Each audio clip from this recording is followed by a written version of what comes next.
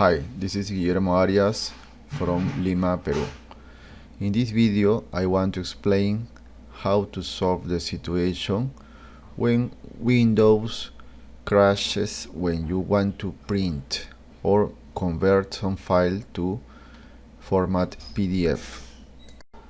This problem was caused because Windows has an error in one update, and Microsoft has released a solution in a newer update, and this problem is really solved.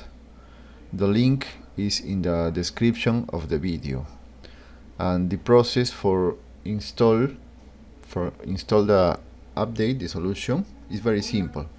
You have to get into the page, download the patch that matches your operating system, and then click on next until you get the solution, and the PC will be restarting and everything is solved. Thank you very much for your time.